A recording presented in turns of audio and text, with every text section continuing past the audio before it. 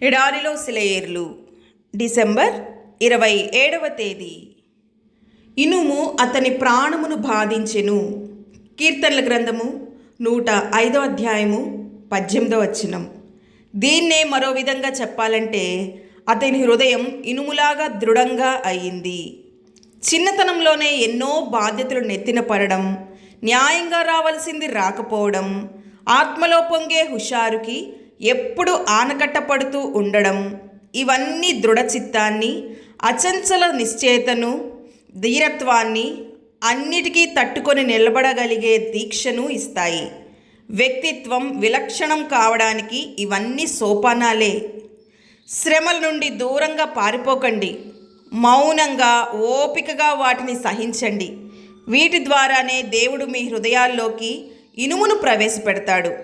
దేవునికి ఉక్కు మనుషులు, ఇనుప కత్తులు, ఇనుములాగా దృఢమైన మనస్తత్వాలు కావాలి.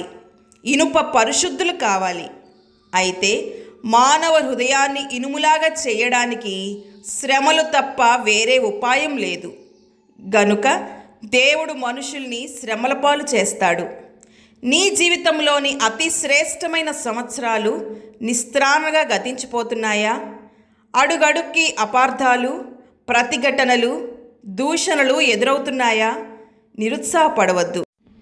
ఈ సమయమంతా వ్యర్థం అనుకోవద్దు. దేవుడి సమయమంతా నిన్ను ఉక్కు మనిషిగా చేయడానికి వాడుకుంటున్నాడు. శ్రమలనే ఇనుప కిరీటాన్ని ధరించగలిగితేనే మహిమ అనే పసిడి కిరీటం దక్కుతుంది. నీ హృదయాన్ని దృఢతరం, ధైర్యవంతం చేయడానికే ఇనుము నీ హృదయంలోకి ప్రవేశిస్తున్నది.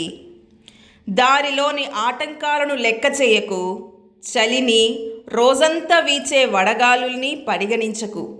కుడికి గాని ఎడమకి గాని తిరుగకు. రాత్రి నిన్నాపలేదు. దారి ఇంటిదారే కాబట్టి తిన్నగా సాగిపోతావు.